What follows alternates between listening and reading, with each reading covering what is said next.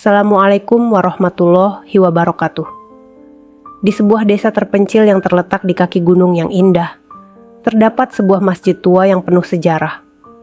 Masjid itu tidak hanya menjadi tempat ibadah, tetapi juga simbol persatuan, keberkahan, dan keimanan yang mendalam bagi seluruh penduduk desa. Masjid ini dibangun oleh kakek buyut dari seorang wanita bernama Nyai Suryani, seorang janda berusia 40 tahun yang kini tinggal sendirian di rumah besar milik suaminya yang telah lama tiada. Nyai Suryani dulunya adalah wanita yang penuh kasih sayang, lembut, dan taat beribadah.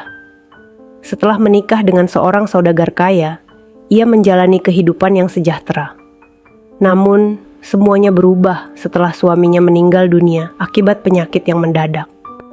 Kehidupan yang awalnya penuh dengan kebahagiaan dan kenyamanan kini terasa hampa.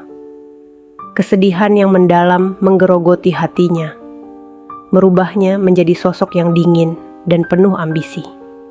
Sebelum dilanjut, tulislah sholawat di kolom komentar agar kita mendapat keberkahan ilmu dan syafaat di hari akhir. Saya ucapkan terima kasih bagi kamu yang sudah subscribe dan like video ini. Sejak suaminya meninggal, Nyai Suryani mulai terpikat oleh kekayaan. Harta benda menjadi pengganti cinta yang hilang dalam hidupnya.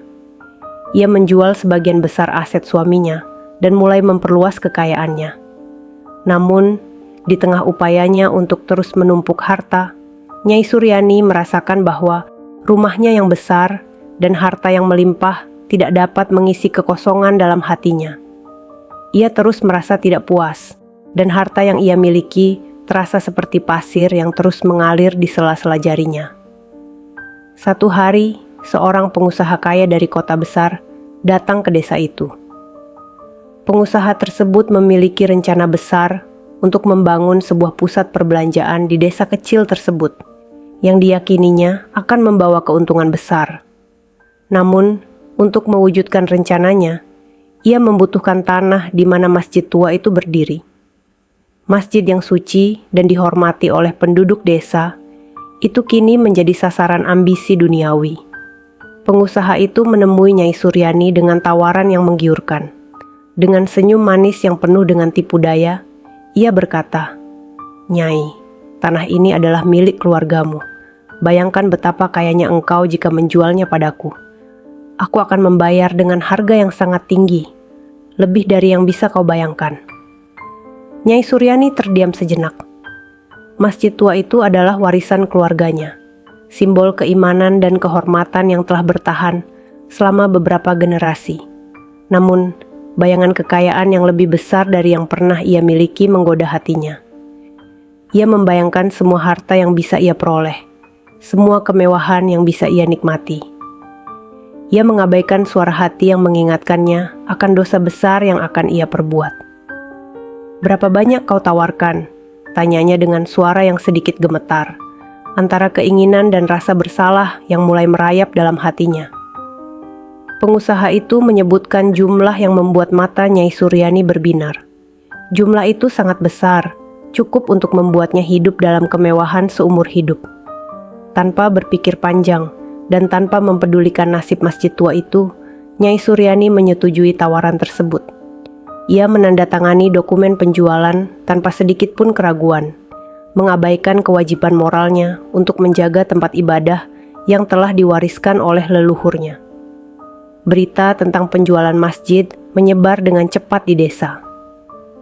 Penduduk desa yang setia beribadah di masjid itu merasa sangat marah dan sedih. Mereka merasa dikhianati oleh Nyai Suryani, seorang wanita yang mereka hormati dan harapkan untuk menjaga warisan leluhur. Di dalam hati mereka ada rasa sakit yang dalam, seolah-olah nyala iman mereka sedang diuji dengan cara yang paling kejam. Pada suatu malam, setelah masjid itu diratakan dengan tanah oleh pengusaha kota yang tak peduli dengan nilai spiritual tempat itu, Nyai Suryani tertidur di kamar mewahnya, yang baru direnovasi dengan uang hasil penjualan. Namun, tidurnya terganggu oleh mimpi yang aneh dan menakutkan. Dalam mimpi itu, ia melihat seorang pria tua berjubah putih dengan wajah yang penuh kebijaksanaan. Mata pria itu menatapnya dengan tajam, seolah-olah menembus ke dalam jiwanya. "Nyai Suryani," suara pria tua itu bergema, penuh dengan kekuatan yang membuat seluruh tubuhnya bergetar. "Engkau telah melakukan dosa besar. Engkau menjual rumah Tuhan demi kekayaan duniawi. Rumah yang suci itu kini hancur karena keserakahanmu. Akan tiba saatnya engkau harus membayar atas dosa-dosamu." Nyai Suryani terbangun dengan keringat dingin membasahi tubuhnya. Jantungnya berdetak kencang dan ia merasa ketakutan yang belum pernah ia rasakan sebelumnya. Mimpi itu terasa sangat nyata, seolah-olah ia baru saja berhadapan dengan sesuatu yang lebih besar dari dirinya. Namun, seperti biasanya, ia mengabaikan peringatan itu. Ia meyakinkan dirinya bahwa itu hanyalah mimpi buruk akibat kelelahan dan stres. Hari demi hari berlalu, dan Nyai Suryani terus hidup dalam kemewahan yang ia dapatkan dari hasil penjualan masjid. Namun, semakin lama, ia merasa semakin hampa. Rasa bersalah yang awalnya ia abaikan, kini mulai tumbuh seperti bayangan gelap yang terus mengikuti di setiap langkahnya. Ia seringkali merasa gelisah, seolah-olah ada sesuatu yang mengintainya, sesuatu yang tak terlihat namun begitu menekan jiwanya. Pada suatu hari, Nyai Suryani merasa bahwa hidupnya harus diubah.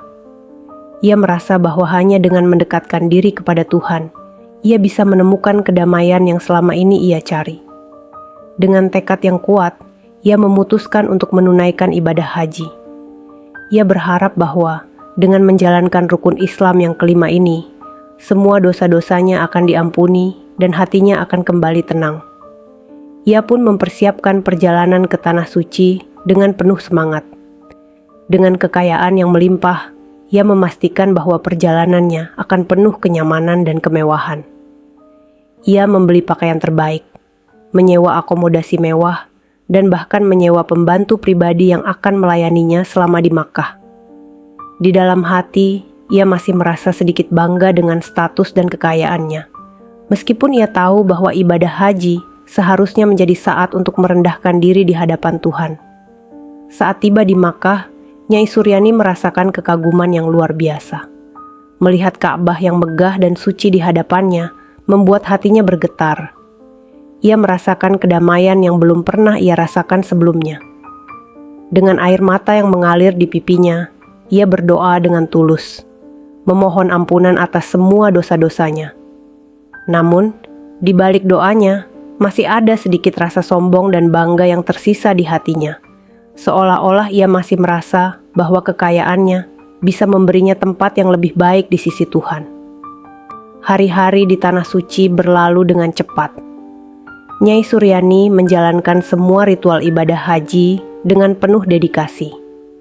Namun, meskipun tubuhnya mengikuti semua aturan ibadah, hatinya masih dibebani oleh rasa bersalah yang semakin menghantui. Ia merasakan bahwa sesuatu yang buruk akan terjadi, tetapi ia tidak bisa mengungkapkan apa yang sebenarnya ia rasakan. Pada malam terakhir ibadah hajinya, Nyai Suryani memutuskan untuk menghabiskan malam itu berdoa di dekat Ka'bah.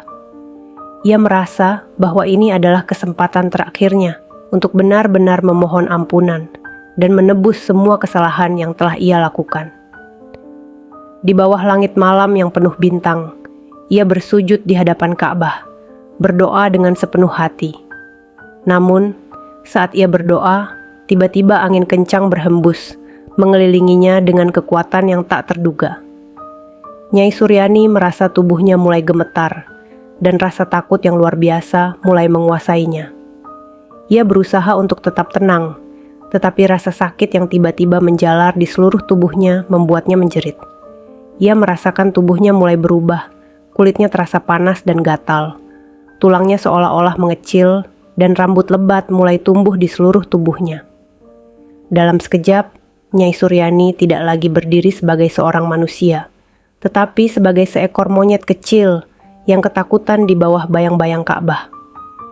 Ia tidak bisa memahami apa yang terjadi, tetapi rasa sakit dan perubahan yang ia alami membuatnya menyadari bahwa ini adalah hukuman atas dosa-dosanya. Ia telah dikutuk menjadi hewan oleh kekuatan yang lebih besar dari dirinya. Sebagai balasan atas keserakahan, dan dosa yang telah ia perbuat. Nyai Suryani yang kini telah menjadi seekor monyet merasa hancur. Ia menyadari bahwa semua kekayaannya, semua harta yang telah ia kumpulkan dengan keserakahan, tidak ada artinya sekarang. Ia telah kehilangan kemanusiaannya, dan lebih dari itu, ia telah kehilangan jiwanya. Dalam bentuk hewan, ia tidak bisa lagi berbicara, tidak bisa lagi memohon ampunan, hanya bisa merasakan penderitaan yang tak terucapkan. Hari-hari berikutnya adalah neraka bagi Nyai Suryani. Ia berkeliaran di sekitar Ka'bah, berusaha untuk tetap dekat dengan tempat suci itu, berharap agar Tuhan mengangkat kutukan ini. Namun, tak seorang pun yang tahu siapa sebenarnya monyet itu, dan tidak ada yang peduli dengan penderitaannya. Para jamaah haji yang melihatnya menganggapnya sebagai binatang liar yang tersesat, dan beberapa anak-anak bahkan melemparinya dengan batu atau memakinya. Rasa lapar dan haus semakin menyiksa tubuh kecilnya. Meskipun beberapa jamaah yang baik hati memberinya sisa makanan, Nyai Suryani merasakan bahwa penderitaannya tidak hanya fisik. Ia merasakan kehancuran yang sangat mendalam di dalam jiwanya. Sebuah penderitaan yang tidak bisa ia ungkapkan. Ia merindukan kehidupannya yang dulu. Meskipun penuh dosa, setidaknya ia masih menjadi manusia. Kini, ia hanyalah seekor monyet yang ditinggalkan dan dilupakan oleh dunia. Pada suatu malam yang sunyi, ketika bulan bersinar terang di langit Makkah, Nyai Suryani merasakan kelemahan yang luar biasa. Tubuhnya yang kecil dan kurus terasa semakin lemah, dan rasa dingin menyelimuti dirinya. Dalam keadaan hampir tak sadarkan diri, ia melihat kembali sosok pria tua berjubah putih dalam mimpinya dulu. Pria itu berdiri di hadapannya, menatapnya dengan mata penuh kasih sayang, namun juga dengan kewibawaan yang tidak bisa dilawan. "Engkau telah membayar sebagian dari dosamu," kata pria tua itu dengan suara yang tenang, namun penuh kekuatan. "Tetapi ingatlah, ampunan Tuhan tidak mudah didapatkan. Engkau akan tetap menjadi pelajaran bagi mereka yang tergoda oleh harta duniawi. Hanya Tuhan yang bisa mengampuni, tetapi engkau harus menyadari kesalahanmu dengan sepenuh hati." Nyai Suryani, dalam bentuk seekor monyet yang lemah, mencoba meraih sosok itu dengan tangannya yang kecil, namun tidak ada yang bisa ia lakukan. Matanya mulai tertutup, dan kesadarannya perlahan memudar. Di dalam hatinya yang kecil, ia memohon kepada Tuhan untuk mengampuninya, tetapi ia tahu bahwa semua itu mungkin sudah terlambat.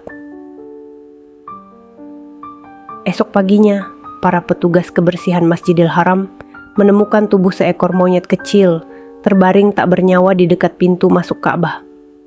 Tubuhnya kurus kering, matanya yang kecil tertutup dengan tenang. Tidak ada yang tahu siapa sebenarnya monyet itu, dan tidak ada yang tahu betapa besar penderitaan yang telah ia alami. Berita tentang monyet yang mati di Masjidil Haram tersebar di kalangan jamaah haji, tetapi mereka hanya menganggapnya sebagai hal biasa. Seekor binatang liar yang mati di tengah keramaian. Tak ada yang mengaitkan kejadian itu dengan kisah tragis seorang wanita yang pernah menjual masjid keluarganya demi harta duniawi. Namun, di desa kecil Nyai Suryani, cerita ini menyebar dengan cepat, dan para tetua desa yang bijak merasa bahwa ini adalah tanda dari Tuhan. Desa itu kini telah berubah. Masjid yang dulu ada telah digantikan dengan pusat perbelanjaan besar. Tetapi kenangan tentang masjid itu tetap hidup di hati penduduk desa. Mereka sering berkumpul di malam hari, menceritakan kembali kisah Nyai Suryani sebagai peringatan agar tidak mengulang kesalahan yang sama. Mereka berdoa agar jiwa Nyai Suryani, dimanapun ia berada sekarang, bisa menemukan kedamaian yang tidak bisa ia temukan di dunia ini. Kisah ini terus menjadi legenda di desa itu. Sebuah kisah tentang keserakahan, dosa, dan hukuman yang datang dengan cara yang paling tak terduga. Nyai Suryani, yang pernah hidup dalam kemewahan dan ambisi, kini hanya menjadi sebuah cerita tragis yang diceritakan dari generasi ke generasi. Sebuah peringatan abadi bahwa tidak ada yang bisa membeli ampunan Tuhan dengan harta dunia, dan bahwa dosa yang besar akan selalu mendatangkan konsekuensi yang setimpal. Di desa itu, setiap kali azan berkumandang dari masjid baru yang didirikan oleh penduduk desa setelah tragedi itu, mereka selalu mengingat kisah Nyai Suryani. Mereka berdoa dengan khusyuk, memohon agar Tuhan menjaga iman mereka dan menjauhkan mereka dari godaan harta dunia yang bisa menghancurkan segalanya. Dan setiap kali mereka melihat bayangan monyet di hutan sekitar desa, mereka teringat akan kisah seorang janda yang pernah menjadi monyet karena dosa yang tak termaafkan. Sebuah pelajaran yang akan selalu dikenang sepanjang masa. Saya ucapkan terima kasih bagi kamu yang sudah subscribe dan like video ini. Saya doakan semoga panjang umur, sehat selalu, bahagia dunia akhirat dan kaya raya. Wassalamualaikum warahmatullahi wabarakatuh.